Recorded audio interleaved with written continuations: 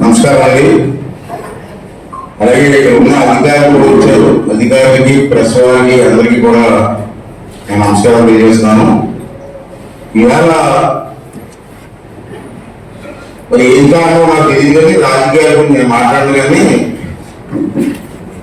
ఈవేళ మీటింగ్ ఉందని చెప్పి అందరికీ నోటీసులు వచ్చాయి. చైర్మన్ ఫ్రైగా పంపించినట్టు ఆ నోటీస్ చూసిన తర్వాత ఏం చేశానంటే నేను కూడా ఎక్సెప్షన్ మెంబర్గా ప్రమాణ స్వీకారం చేయాలి కాబట్టి నేను కమిషనర్ ఒక లెటర్ రాసా. అలాగే మీటింగ్ ఉంది కాబట్టి నేను కూడా ప్రమాణ స్వీకారం చేస్తానని చెప్పి లెటర్ రాయడం జరిగింది. మరి ఎందుకు రాలేదో రాలే. సరే, ఒక స్పీకర్ హోదాలో వస్తున్న మనిషి వస్తున్నప్పుడు రావాలనేటువంటి సంస్కారం ఉండాలి. లేకపోతే మనం చెప్తాం కాలేదు, మరి కారణాలు నాకు తెలియదు. అయితే ఇక్కడ మీ సమస్య ఏంటంటే ఇప్పుడు కొంతమందికి అనుమానం ఏంటంటే చైర్మన్ గారు లేకుండా మీటింగ్ కండక్ట్ చేయించా లేదా అని మీరు చాలా లాభం ఉంటుంది. అప్పుడే డేట్ ఫిక్స్ చేసింది. ఆ డేట్ ప్రకారం మేము వచ్చాం. మన సభ్యులందరూ వచ్చారు, జనసేన సభ్యులు వచ్చారు. ఫిక్స్ చేసిన తర్వాత మీటింగ్ ఎలా క్యాన్సిల్ చేస్తుంది? అది చట్టం ఇచ్చే తప్పు. క్యాన్సిల్ చేసినప్పుడు ఎవరైనా నోటీసులు వచ్చారా? మీటింగ్ ఉన్న నోటీసులు వచ్చాయి కదా, మీటింగ్ పెట్టే నోటీసులు వచ్చాయి. మరి క్యాన్సిల్ చేసినప్పుడు క్యాన్సిల్ చేసిన నోటీసులు ఇవ్వలేదు. మీకు తెలియని విషయం ఏంటంటే మెజారిటీ సభ్యులు కోరం అంటారు. కోరం అంటే మీటింగ్ కండక్ట్ చేయడానికి ఇంతమంది ఉండాలి అన్నది కోరం అంటారు. ఇవాళ మీటింగ్ కండక్ట్ చేసే కోరం అంటుందో లేదా? ఏమైనా ఉందా లేకపోయినా మీటింగ్ జరగవలసిందే. అభిషేక్ గారు మీకు చెప్తాను, మీకు తెలియదు కాదు చెప్తాను. నాకు 45 సంవత్సరాల చట్టంలో మన అవగాహన ఉంది. ఏ చట్టం ఏదో నాకు తెలుసు. అవగాహన వచ్చి బహుశా అనుకుంటే నేను ఎలాగో మీటింగ్ అవ్వాలనుకున్నాను. మరి అవగాహన లేకపోవచ్చు కోపానికి వెనకాల సలహాలు చోళ్ళు ఉంటారు, కొంతమంది ఆలోచించుంటారు. సరే, ఏం అదేంటండి ఈవేళ మన భారం ఉంది, మెజార్టీ సభ్యులు మనం ఉన్నాం. ఈవేళ మన్మోహన్ సింగ్ గారికి నివాళులు అర్పిస్తూ రెండో విషయం ఏంటంటే బడ్జెట్ సమావేశం అంతే కదండి, బడ్జెట్ ఆమోదించాలి. ఇంపార్టెంట్ మీటింగ్ పార్లమెంట్లో కానీ ఎమ్మెల్యే అసెంబ్లీలో కానీ బడ్జెట్ ముఖ్యం. బడ్జెట్ ఏంటంటే ఇక మీ సంవత్సరాలు పెడతారు. బడ్జెట్ ప్రతి సంవత్సరానికి కూడా బడ్జెట్ పెట్టాలి. బడ్జెట్ మెజారిటీ పర్సన్స్ ఆమోదించాలి. అసెంబ్లీలో కూడా అంతే. చంద్రబాబు ఫైనాన్స్ మినిస్టర్ గారు బడ్జెట్ పెడితే అసెంబ్లీలో బడ్జెట్ పెడితే అసెంబ్లీలో ఎమ్మెల్యేలు అందరూ కూడా మెజారిటీ సభ్యులు ఆమోదిస్తేనే బడ్జెట్ శాఖ ఉంది. అప్పుడు ఆ బడ్జెట్ నుంచి జీతాలు కానీ ఖర్చులు కానీ ఏమైనా పెట్టాలంటే బడ్జెట్ శాంక్షన్ అయితే ఖర్చు పెట్టాలి. అది ఖర్చు పెట్టాలని వీల్లేదు. అది రాజ్యాంగం ఇచ్చిన హక్కు మనది. అసెంబ్లీ అవ్వచ్చు, పార్లమెంట్ అవ్వచ్చు. ప్రధానమంత్రి గారు ఖర్చు పెట్టాలంటే పార్లమెంట్ బిల్ పాస్ అవ్వాలా బడ్జెట్. ముఖ్యమంత్రి గారు ఖర్చు పెట్టాలంటే అసెంబ్లీలో బడ్జెట్ పాస్ అవ్వాలా. మున్సిపాలిటీలో ఖర్చు పెట్టాలంటే ఇక్కడ ఈ కౌన్సిల్ హాల్లో బడ్జెట్ శాంక్షన్ అవ్వాలి. అటువంటి ఇంపార్టెంట్ మీటింగ్కి ఎలా మాయ చేస్తారండి? ఏ కారణం చేసి మాయ చేస్తారండి? వితౌట్ ఎనీ నోటీస్ ఎలా చేస్తారండి? ఈ రాజ్యాంగబద్ధమా? చట్టాలు లేవా? మన ఇష్టమా?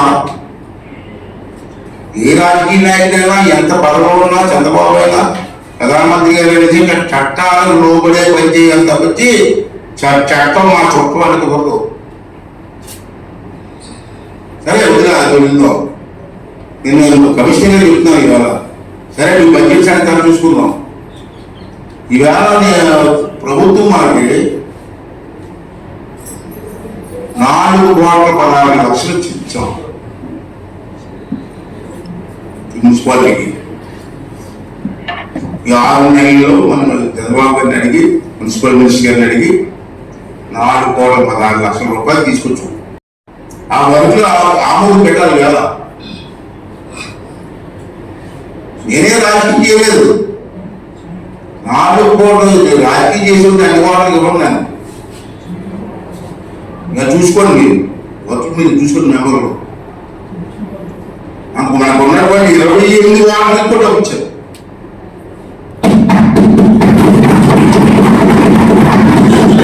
నేనే రాజకీయం చేస్తే మన వాటిని ఇచ్చుకొని మానేది నేను ఎలక్షన్ ముందు పాదయాత్ర చేశాను. ప్రతి వార్డులో అలా నడుచుకుంటూ వెళ్ళాను. అవన్నీ రాసుకున్నాను. నేను ఎక్కడెక్కడ రోడ్లు బాగోలేదు రాసుకొని ఒక్కొక్కటి కంప్లీట్ చేయాలని నేను తీసుకున్నాను. దాని రకాలుగా అందరూ కూర్చోబెట్టి రాజకీయాల్లో నాకు వద్దు అంటే మున్సిపల్ మినిస్టర్ గారి దగ్గరికి వెళ్ళి బతిమాలి కమిషనర్ గారికి కూడా తెలుసు. కావాల్సిన చెప్తే గమనించాను. ఇవాళ వర్క్ లైన్ పెట్టాం. ఇప్పుడు ఈ వర్క్ ఇక్కడ మా శాంక్షన్ చేసుకొని రేపు నుంచి మీ వార్డులో పనిచేయాలి. అది కాకుండా 15th ఫైనాన్స్ అని డబ్బులు ఉంటాయి. అది 10 కోట్లు. 10 కోట్లు ఈ 4,16,00,000 కలిపి ఇవాళ వర్క్ చేస్తే చాలా రోజులు అవుతాయి కదా. అది ఇంపార్టెంట్ మీటింగ్కి రాకపోతే ఎలా బతకాలి. ప్రధాన నాయకులు మనం రాజకీయాలు చేయొచ్చు. నేను డబ్బు 14,16,00,000 డబ్బులు మనం ఆమోదించుకొని అన్ని వార్డుల్లో కూడా ఇవాళ కార్యక్రమాలు చేయడానికి కూడా నిర్ణయం తీసుకున్నాం. అంటే మీరు అనుకోవచ్చు కమిషనర్ గారు, నా అభివృద్ధి చెప్తాను. చైర్మన్ లేకపోయినా దీన్ని ఆమోదించే చట్టం మాకు ఉంది. మెజారిటీ ఉన్నాం మేము. ఇది ఇమీడియట్గా టేకప్ చేసి దీన్ని ఆమోదించండి. మీకు ఎవరికైనా చట్టం ఉంది. మెజారిటీ బెలసెస్ ఉన్నప్పుడు చైర్మన్ వచ్చినా రాకపోయినా ఫారం ఉంది. ఫారం లేకపోతే ఓకే, మా ఫారం ఉంది. మాకు ఇది నో అనడానికి వెళ్ళలేదు. ఇది చెయ్యండి, ఆ తీర్మానం నోట్ చేయండి. సభ్యులందరూ కూడా యాక్టివ్గా తప్పబడతారు.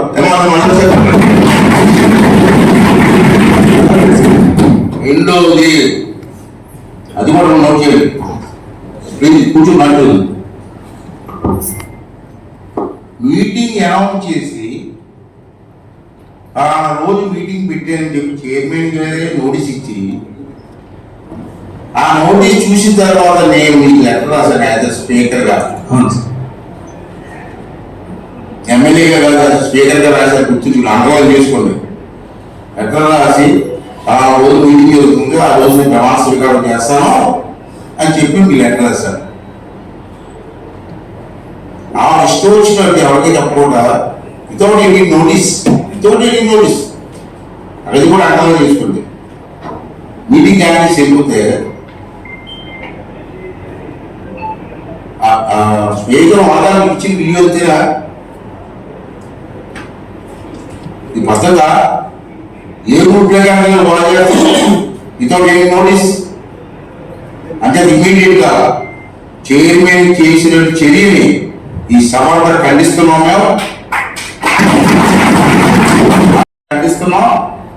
దీని మీద ప్రభుత్వం ఇమీడియట్ గా ఎంక్వైరీ చేసి యాక్షన్ తీసుకుని ఫ్యూచర్ కూడా జరగకుండా చేయాలని చెప్పి గవర్నమెంట్ రికమెండ్ చేయండి. ఇదండి మాకు ఈ సభ్యులు ఆలోచించారు ముందు. తర్వాత బడ్జెట్ అలా చూసుకోండి. వచ్చిన డబ్బులు కూడా తీసుకుంటుంటే నాకు అర్థమవుతూ వచ్చిన డబ్బులు కూడా తీసుకుంటే ఎవరైనా ఇంకా పోయి స్వార్థం పెట్టి థ్యాంక్స్ చెప్పాలి. కావాలి 5 సంవత్సరాలు ఏమి చేయలేకపోయి ఉంటే వచ్చేసి మీడియాలో వచ్చి థ్యాంక్స్ అని చెప్పి ఆహ్వానించారు వాళ్ళు వచ్చి యాజ్ ఎ చైర్మన్గా. అలా ఆడాలన్నా మాకేంటే అది పద్ధతి.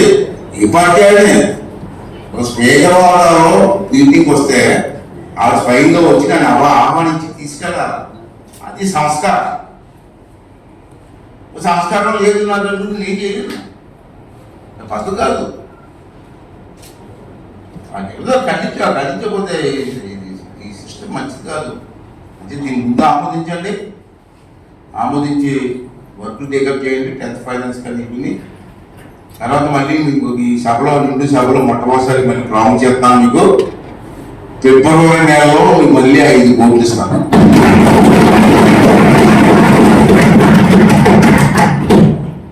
5 కోట్లు కూడా ఇది కాకుండా ఇప్పుడు ఇచ్చిన 14 కోట్లు కాకుండా 10th ఫైనాన్స్ తోటి మరొక గవర్నమెంట్ నుంచి 5 కోట్ల నుంచి ఏర్పాటు నేను చేస్తాను. అది ఫిబ్రవరి నెలాఖరికి వస్తుంది.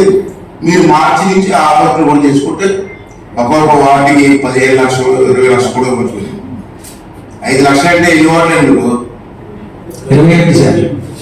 వాటికి 10 లక్షలు అయితే ఎంత అవుతుంది? వాటికి 20 లక్షలు అయితే 5 లక్షలు 5 కోట్లు చెప్పండి కదా. ఒక వాటికి 20 లక్షలు ఇచ్చింది. కొన్ని వాటికి అది అవసరం లేదు. మీ వాటర్ పద్మావతి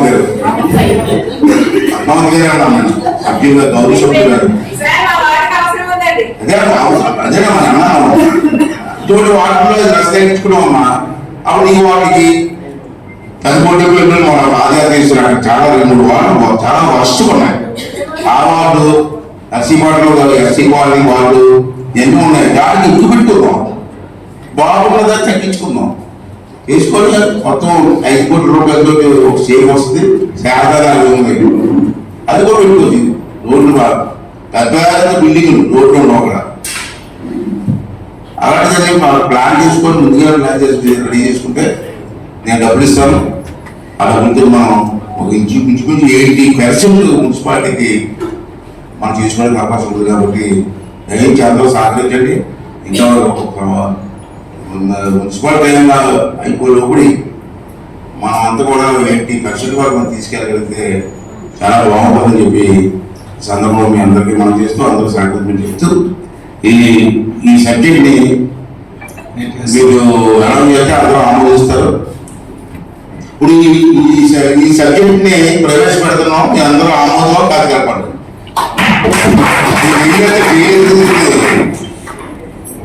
అందరూ చేయలేదు రాసిస్తున్నారు. లెక్కేసుకుంటారా? లెక్కేసుకుని సార్ ఇందాక